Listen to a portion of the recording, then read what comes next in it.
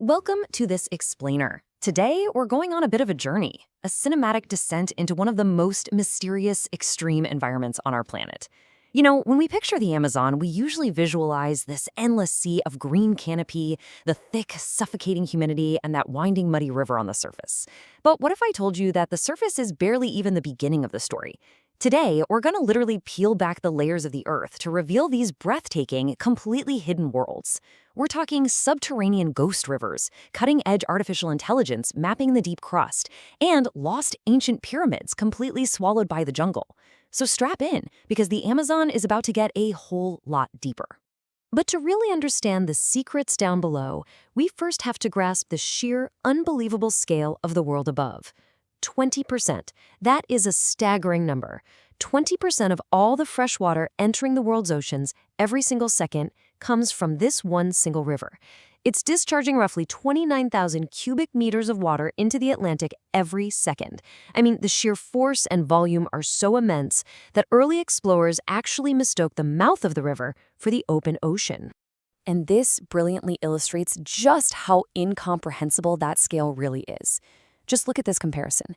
If you take the massive Nile, the mighty Mississippi, the Yangtze, and the next four largest rivers on the entire planet, and you combine all of their water volumes together, they still do not equal the amount of fresh water pumping out of the Amazon. It's an absolute, unparalleled force of nature. But you see, the Amazon isn't just one uniform body of water. Let's look at layer 1, the surface giant. As this massive force carves its way through the South American continent, it acts almost like a living, breathing organism. It constantly shifts, it changes its name depending on the region, and this is the crazy part, it even changes colors based on the geological landscape it happens to be scraping through. And nowhere is this more visually stunning than at Manaus, Brazil. Here we see the famous meeting of the waters. On one side, you've got the Rio Negro filled with this dark, black, highly mineral-rich water. On the other, the Solimões, carrying heavy, brown, muddy water. And because they have totally different temperatures, speeds, and water densities, when they collide, they refuse to mix. For miles and miles, these two massive rivers run side by side in the exact same channel, separated by this stark, razor-sharp dividing line. It's literally like oil and water before they finally blend together to form the Amazon proper.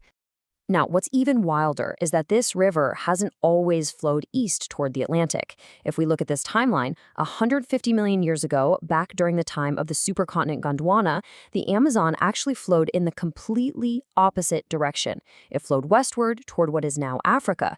But then, about 20 million years ago, the massive Andes mountain range violently pushed up from the Earth's crust, and it completely blocked the river's path.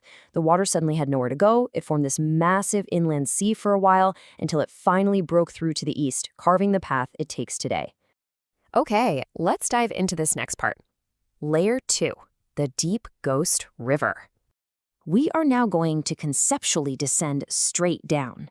Picture plunging through the jungle floor, cutting right through the solid bedrock, and sinking 4 full kilometers, that's about 2.5 miles, straight into the dark crust of the Earth. Down here, surrounded by the suffocating pressure of the deep subsurface, lies a massive twist in our explainer. Back in 2010, researchers led by Valia Hamza and Elizabeth Pimentel discovered something absolutely incredible. They found a subterranean flow of water tracking the exact same west-to-east path as the surface Amazon. They named it the Rio Hamza. And while the surface Amazon is fast, fresh, and maybe up to 100 kilometers wide in the rainy season, the Hamza is saline, incredibly slow, and spans a staggering 200 to 400 kilometers in width. It stretches for 6,000 kilometers underground. It completely dwarfs the surface river in sheer width. But we need to make sure we clarify the science here in layer 3, an aquifer, not a river. Because look, when we hear the phrase underground river, our minds immediately jump to those cinematic images of hollow, rushing subterranean caverns, right? Like something straight out of a fantasy movie. But the reality is so much more complex and, geologically speaking, way more fascinating. So, the absolute crucial point here is understanding the difference between a pipe and a sponge. The Rio Hamza is an aquifer. It's not a hollow pipe with water rushing freely through it. Instead, I want you to imagine a massive, continent-sized sponge made of porous, permeable sedimentary rock. The water is quite literally forced through the microscopic pores of this deep, heated rock.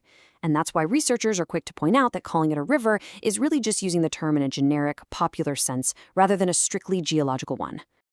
And because it's pushing its way through solid rock, the Rio Hamza moves at a truly glacial pace. We are talking mere centimeters per year. To put that into perspective for you, the surface Amazon moves at up to 5 meters per second. Yet, because the Hamza is up to 400 kilometers wide, it still manages to transport a massive 3,900 cubic meters of water every single second. Scientists actually believe this massive, slow-moving saline sponge finally empties deep into the Atlantic Ocean, which perfectly explains a long-standing mystery: why the ocean water near the Amazon's mouth has surprisingly low salinity. Which brings us right to layer 4, decoding Earth's geothermal heat. Now, you might be wondering, if this aquifer is buried 4 kilometers deep beneath one of the most impenetrable jungles on Earth, how on earth did anyone actually find it? I mean, they couldn't just dig a massive trench, right? Well, the answer lies in the highly clever analysis of heat. The discovery was basically a brilliant piece of scientific detective work. Back in the 1970s and 80s, the Brazilian petrochemical company Petrobras drilled 241 deep exploratory oil wells all across the Amazon. They eventually abandoned them, but the data remained. Dr. Hamza's team developed incredibly sensitive heat flow equipment and physically lowered it into these deep boreholes. What they discovered was that the rock was much cooler than it should be at that extreme depth. By using mathematical models, they deduced that a massive volume of water absolutely must be flowing through the rock, absorbing the geothermal heat and cooling the crust. Now, what's really interesting about this slide is how we're taking that foundational concept into the future. Check out this comparison. A recent study out of Colombia demonstrates how we don't even need to drill 241 wells anymore. Traditional drilling gives us really sparse, isolated data points. But by feeding the known borehole data into an advanced artificial intelligence algorithm called XGBoost, scientists can now accurately predict geothermal gradients across entire, totally unexplored regions with up to 88% accuracy. And the AI isn't just making educated guesses. It's analyzing massive global geophysical datasets. It's looking at the Moho discontinuity, which is the boundary between the Earth's crust and mantle. It processes gravity anomalies, surface elevation, and how close a particular region is to active tectonic faults or deep basement rocks. By synthesizing all these invisible forces, the AI is literally mapping uncharted geothermal hotspots right beneath the Amazon. It's pointing us the future clean energy sources without disturbing a single leaf on the surface. It's a real game changer.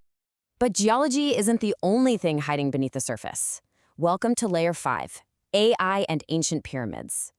Let's move to and see how this builds. As we transition from the ancient history of the Earth to the lost history of humanity, we find that for centuries it was just assumed the Amazon was simply too harsh, too dense, and way too unforgiving to ever support large, advanced human civilizations.